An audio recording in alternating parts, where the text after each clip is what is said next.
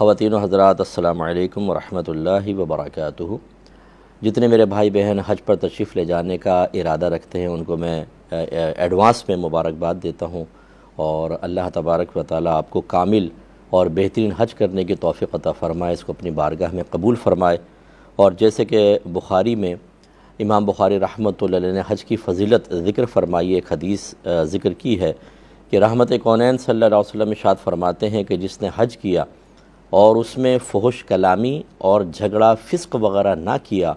تو وہ گناہوں سے ایسا پاک و صاف ہو جائے گا جیسے آج ہی اپنی ماں کے پیٹ سے پیدا ہوا ہے، یعنی اس کے تمام صغیرہ کبیرہ ظاہری باطنی گناہوں کو اللہ تبارک و تعالی معاف فرما دیتا ہے۔ لیکن جیسے کہ حدیث میں اشارہ ہو رہا ہے، اب غور فرمائیں کہ وہ فحش کلامی اور فسق سے یعنی گناہوں سے اپنے آپ کو بچائے گا تو فضیلت ملے گی۔ تو میں تمام بہن بھائیوں سے گزارش کرتا ہوں کہ آپ اپنی تربیت کو کوشش کریں کامل کریں، اس کے بعد حج کریں۔ اور تربیت کیسے کامل ہوگی؟ نمبر ایک، ظاہری علوم سیکھیں، حج سے متعلقہ تمام مسائل میں یہاں پہ گزارش کروں گا، تھوڑے بہت مسئلے ذکر کروں گا، لیکن یہ تمام کا استحضار مختصر وقت میں ممکن نہیں، لہٰذا آپ ضرور کسی عالم دین سے ان کو سیکھیں اور باقاعدہ کوئی حج کی کتاب پڑھ کر جائیں اور اپنے ساتھ بھی لے کر جائیں جس میں تمام مسائل لکھے ہوں، کیونکہ ذرا سی آپ غلطی کریں گے بعض اوقات آپ فرض چھوڑ بیٹھیں گے، واجب چھوڑ بیٹھیں گے، آپ پہ دم لازم ہو جائے گا، آپ پہ بدنہ یعنی اونٹ ذبح کرنا لازم ہو سکتا ہے، بعض صورتوں میں کفارے ہو جاتے ہیں، صدقات دینے ہوتے ہیں اور معلومات نہیں ہوتی اور ہم یہ سب کرتے رہتے ہیں۔ اور مکے کی ایک نیکی 1,00,000 کے برابر ہے، اور بعض علماء نے تحقیق یہی کی کہ وہاں کا گناہ بھی 1,00,000 کے برابر ہے، تو اس لیے یہ تربیت کامل ہونی چاہیے۔ دوسرا، ایک باطنی تربیت کا اہتمام صبر کے اعتبار سے ہونا چاہیے، خاص طور پہ وہ لوگ جو زیادہ مشقتیں برداشت نہیں کرتے یا آپ کے گھر کے بچے جا رہے ہوں، انہیں شروع سے ابھی سے ہی صبر کی تلقین کرتے رہیں، ورنہ وہاں پر جائیں گے بے چینی، اضطراب، منہ سے کلمہ شکوہ شکایت ذکر کرنا، لڑائی جھگڑا کرنا، حتیٰ کہ اگر صحیح کھانا نہیں ملتا اس پہ جھگڑا کر کے اپنے نام اعمال میں سیاہی لکھوانا، دوسروں کی دل آزاری کا سبب بننا، یہ چیز مناسب نہیں ہوتی۔ اسی طریقے سے یہ بھی اپنی تربیت کا حصہ بنائیں کہ جس گندی چیز کے کھانے پینے کی آپ کی عادت ہے اس کو ابھی سے ترک کرنا شروع کر دیں، اور حج کے ایام میں کوئی ایسی چیز استعمال نہ کریں، سگریٹ ہیں، پان ہیں، گٹکے ہیں، ان سے ابھی سے جان چھڑوا لیں تاکہ وہاں پر آپ کو مسائل نہ ہوں، کیونکہ بعض صورتوں میں خوشبودار چیز استعمال کرتے ہیں وہاں پر اور دم پہ دم لازم ہوتا ہے، گناہگار علیحدہ ہوتے ہیں لیکن اس کو کچھ پتہ نہیں ہوتا۔ اس کے بعد میں آپ سب سے گزارش کرتا ہوں کہ آپ کو حج کا انتخاب کرنا ہوگا کہ آپ کون سا حج کرنا چاہتے ہیں۔ حج 3 طرح کے ہوتے ہیں، حج افراد، حج قران اور حج تمتع۔ حج افراد میں صرف حج کا احرام باندھا جاتا ہے، اس میں عمرے کا کوئی تعلق نہیں ہوتا۔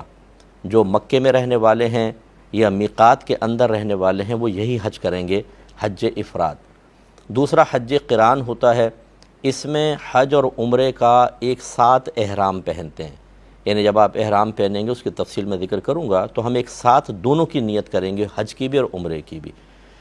اور تیسرا ہوتا ہے حج تمتع، اس میں ہم صرف فقط عمرے کی نیت کرتے ہیں اور جا کے عمرہ ادا کرتے ہیں، اور اس کے بعد پھر عمرہ ختم کر کے احرام کی پابندی سے باہر ہو جاتے ہیں، اور 8 ذوالحجہ کو پھر حج کا احرام پہنا جاتا ہے۔ تو یہ بہت ہی ایزی ہوتا ہے۔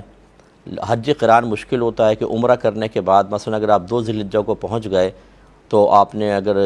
عمرہ کر لیا ہے تو چونکہ حج کا احرام آپ نے ایک ساتھ ہی نیت کی تھی، اب احرام نہیں اتار سکتے، اور احرام کی پابندی میں آپ کو 10 ذوالحجہ تک رہنا ہوگا۔ اور اس میں بعض اوقات گڑبڑ بھی ہو جاتی ہے، سوتے میں اگر منہ پہ کپڑا آ گیا، کسی کا احرام منہ پہ لگ گیا، اس پر بھی صدقات اور کفارے وغیرہ لازم ہو جاتے ہیں۔ اسی طرح حج قران کی اگر آپ نے نیت کی ہے تو اس میں دوہرا جرمانہ ہوتا ہے، ڈبل جرمانہ، لیکن اس کا ثواب بھی سب سے زیادہ ہے۔ اور ہمارے نبی کریم صلی اللہ علیہ وسلم نے اپنی حیات طیبہ میں فقط ایک حج کیا اور وہ حج قران تھا، اس لیے سب سے افضل یہ ہے۔ لیکن ہمارا مشورہ یہ ہے اگر اللہ آپ کو توفیق دے آپ مزید حج کر سکتے ہوں تو پہلے آپ حج تمتع کریں، اس کے بعد حج قران کریں، اور اگر ہمت ہے تو حج قران بھی آپ کر سکتے ہیں۔ اب یہ تھوڑا سا سمجھ لیجئے کہ حج افراد کے اگر آپ احرام پہنتے ہیں تو آپ ڈائریکٹ جا کر ایک طواف کریں گے جس کو طواف قدوم کہتے ہیں۔ یہ سنت ہوتا ہے ان کے حج افراد کرنے والوں کے لیے، عمرہ وغیرہ تو ہوتا نہیں، اور یہ صرف طواف ہوتا ہے۔ لیکن اگر آپ اس میں عید طباع کر لیں، عید طباع کا مطلب احرام کی چادر کو نیچے سے نکال کر اس طرح اوپر ڈال کر کندھا کھلا رکھنا، اس کو عید طباع کہتے ہیں، اور پہلے 3 چکروں میں تھوڑا سا اکڑ کر چلنا، اس کو رمل کہتے ہیں، رمل، اور اس کے بعد اگر سعی کر لیں، یہ چیز بھی اسی طواف کے ساتھ کر لیں، اگرچہ اس کا کوئی جز نہیں ہے، تو پھر فائدہ یہ ہوگا کہ آپ جب 10 ذو الحجہ کو طواف زیارت کریں گے اس میں ان چیزوں کی ضرورت نہیں رہے گی، کیونکہ طواف زیارت میں وہی آپ طواف کریں گے، پھر اس میں عید طباع بھی ہے، رمل بھی ہے، پھر سعی ہے، اور رش بہت زیادہ ہوتا ہے، تو اس لیے حج افراد والے طواف قدوم میں ان چیزوں کو کر لیں تو حاجت نہیں رہے گی۔ اس کے بعد جو ہیں اگر آپ حج قران کر رہے ہیں تو پھر آپ ایسے ہی کریں گے کہ آپ حج کریں گے، اور عمرہ کریں گے، عمرہ کرنے کے بعد پھر ایک جب آپ نے حج کے دن قریب آ جائیں تو پھر ایک آپ اور طواف کر لیں، اس کو یہ بھی طواف قدوم ہے، اور جس طرح حج افراد کرنے والے کے لیے وہ طواف قدوم سنت ہوتا ہے، حج قران والے کے لیے بھی سنت ہے، اور انہیں بھی چاہیے کہ اس میں یہ تمام چیزیں کر لیں، عید طباع، رمل اور سعی، تو ان کو بھی طواف زیارہ میں اس کی ضرورت نہیں رہے گی۔ اور حج تمتع میں آپ آئیں گے، عمرہ کریں گے، حلق وغیرہ کرا کے احرام کی پابندی سے فارغ ہو جائیں گے، پھر 8 ذو الحجہ کو آپ کو حج کا احرام پہننا ہوگا۔ ان کے لیے میرا مشورہ ہے کہ حج کا احرام پہننے کے بعد پھر آپ ایک نفلی طواف کریں، وہ آپ پہ کوئی واجب نہیں ہے، نفلی طواف ہے، اور اس میں پھر آپ یہ عید طباع بھی کر لیں اور رمل کر لیں اور سعی کر لیں، تو پھر آپ کو بھی طواف زیارت میں اس کی حاجت نہیں رہے گی، تو یہ بیسٹ وے ہے کہ آپ ایسا کر لیں۔ اب چونکہ ہمارے اکثر بھائی بہن حج تمتع کرتے ہیں تو میں اسی کے اعتبار سے آپ کو طریقہ عرض کر دیتا ہوں، اور باقی آپ جو حج کا تو سب کا سیم ہی ہے، عمرے میں بس یہ ہوتا ہے کہ حج قران میں عمرہ کرنا ہے، وہ حج تمتع کے عمرے میں حل ہو جائے گا، اور حج افراد کے لیے تو عمرہ ہے ہی نہیں، تو میں حج تمتع کو بنیاد بنا کر عرض کرتا ہوں۔ سب سے پہلے آپ کو یقینی سی بات یہاں سے جانا ہے تو احرام پہننا ہے۔ یہ سمجھ لیجئے کہ احرام ایک حالت کا نام ہے، یہ کوئی مطلب چادروں کا نام نہیں ہے، وہ تو مجازاً ہم چادر کہہ دیتے ہیں۔ مثال کے طور پہ پہنے ہوئے کپڑے ہیں اور میں عمرے کی نیت کر لیتا ہوں تو میں حالت احرام میں آ جاؤں گا، لیکن چونکہ میں نے سلے ہوئے کپڑے پہنے ہیں تو یہ حالت احرام میں پہننا گناہ ہوتا ہے، اور اس پہ مطلب کفارہ وغیرہ لازم ہوتا ہے، وہ الگ چیز ہے، لیکن نیت ہو جائے گی اس میں۔ تو اس کا مطلب یہ ہوا کہ اصل چیز ہے احرام کی نیت اور پھر حالت احرام۔ اس کا فائدہ، اس بات کو سمجھنے کا فائدہ یہ ہے کہ بہت سے بھائی ہمیں کہتے ہیں، بہنیں بھی پوچھتی ہیں کہ ہم نے احرام کی نیت کر لی، پھر ہم نے کپڑے بدلے یا ہم نہائیں تو کیا ہمارا احرام ہم نے اتار دیا؟ تو نہیں، اگر آپ کپڑے اتار بھی دیتے ہیں تو حالت احرام تو باقی رہے گی، وہ نیت کے ساتھ ہے۔ اسی طریقے سے اگر آپ احرام کی مرد جو ہیں احرام کی چادریں بدل لیتے ہیں، جیسے میلی ہو گئی، گندی ہو گئی، ناپاک ہو گئی، اور دوسری چادریں ہیں، تو پھر وہ حالت آپ کی باقی، یہ نہیں کہ آپ نے دوسری چادر پہنی تو پہلی جو نیت تھی وہ تو پہلے احرام کے ساتھ ختم ہو گئی، اب نئی نیت کریں، نہیں۔ تو یہ یاد رکھیں کہ مرد کے لیے اور عورت کے لیے حالت احرام ایک حالت کا نام ہے، یعنی احرام ایک حالت کا نام ہے، اور وہ نیت سے حاصل ہوتی ہے۔ لیکن مردوں کے لیے سنت کریمہ یہی ہے کہ 2 بغیر سلی چادریں وہ پہنیں گے، اور عورتوں کے لیے علیحدہ کوئی احرام نہیں ہوتا۔ یہ کمانے کے مطلب طریقے بنائے ہوئے ہیں، آپ جائیں گے مارکیٹ میں، اس میں لکھا ہوگا عورتوں کا احرام، ہماری بہنیں اس کو لے لیتے ہیں، وہ لمبا سا پہن کے، وہ ایک مطلب اسکارف ٹائپ ہوتا ہے کافی لمبا، سمجھتی ہیں یہ احرام ہے۔ نہیں، عورتوں کو اپنے گھر کے پہنے ہوئے کپڑوں میں ہی نیت کرنی ہے، کوئی احرام آپ کے لیے علیحدہ نہیں ہے۔ مردوں کے لیے 2 بغیر سلی چادر، اور کوئی وہ سلا ہوا لباس نہیں پہن سکتے، ٹھیک ہے؟ تو آپ نے جیسے گھر سے نکلیں، آپ پہلے لوگوں سے ملیں، اپنے رشتہ داروں سے ملیں، معافی تلافی کر لیں، کسی کا کچھ دینا لینا ہے وہ دے دیں، ہو سکتا ہے آپ کی زندگی کا آخری سفر ہو، اور احرام کی چادروں پہ آپ خوشبو وغیرہ لگا لیں، ہماری بہنیں خوشبو لگا لیں، نہائیں دھوئیں، سب کچھ کریں۔ اس کے بعد ایئرپورٹ پہ پہنچیں تو میرا مشورہ یہ ہے کہ اس وقت تک نیت نہ کریں جب تک آپ جہاز میں نہ بیٹھ جائیں۔ وجہ اس کی یہ ہے کہ اگر آپ نے احرام کی نیت کر لی اور پھر آپ نے کسی سے مصافحہ کیا، اس کے ہاتھوں میں خوشبو لگی ہوئی اگر آپ کے ہاتھوں میں لگ گئی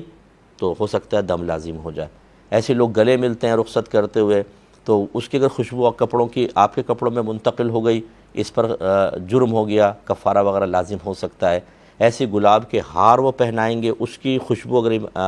احرام میں داخل ہو گئی، اس پر بھی مسائل ہیں۔ اس لیے آپ احرام کی جیسے مرد چادریں پہن لیں، اور خواتین جو ہیں بس وہ روانگی کا جیسے ارادہ کر لیں، ایئرپورٹ پہ یا گھر پہ 2 رکعت نفل اس کی احرام کی پڑھنی ہوتی ہیں، وہ آپ پڑھ لیں، نیت ابھی نہ کریں۔ نیت کریں آپ جہاز میں آنے کے بعد۔ نیت دل کے پختہ ارادے کو کہتے ہیں۔ آپ دل میں ارادہ کر لیں کہ اللہ تعالیٰ میں تیری رضا کی خاطر عمرہ کرنا چاہتا ہوں، اس کو اپنی بارگاہ میں قبول فرما لے، بس کافی ہے۔ باقی بہت سی کتابوں میں نیت کے الفاظ درج ہوتے ہیں، بعینی ان کو پڑھنا کوئی لازم نہیں ہوتا، بس آپ دل میں ارادہ کریں، آپ نیت کرنے والے ہو جائیں گے اور حالت احرام میں داخل ہوں گے۔ اور نیت کے ساتھ ہی متصلاً ایک بار تلبیہ پڑھنا لازم ہوتا ہے، لبیک اللہم لبیک لبیک لا شریک لک لبیک ان الحمد والنعمت لک والملک لا شریک لک۔ ایک بار مرد بلند آواز سے پڑھیں گے، یہ پڑھنا لازم، اور 3 بار پڑھنا افضل ہوتا ہے۔ اور ہماری بہنیں اس کو 1 بار پڑھنا لازم، 3 بار افضل، لیکن بس اتنی آواز سے کہ اپنے کان سنیں، خواتین کو آواز بلند کرنے کی حاجت نہیں ہے۔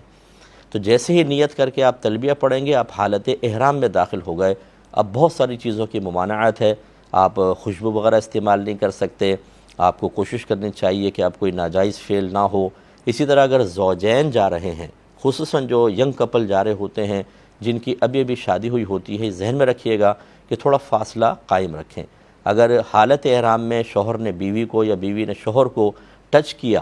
اور شہوت پیدا ہو گئی تو اس پر بھی دم لازم ہو جاتا ہے، اس لیے بڑی احتیاط کرنا ضروری ہوتا ہے۔ باقی حالت احرام کی بہت ساری پابندیاں ہوتی ہیں، وہ کوشش کیجئے کوئی بھی حج کی کتاب لے کر اس کو آپ پڑھ لیں کہ کون سی چیز حالت احرام میں حرام ہے، کون سی مکروہ ہیں اور کون سی بالکل جائز ہیں۔ قلیل وقت ہے اس لیے میں تفصیل عرض نہیں کر سکتا۔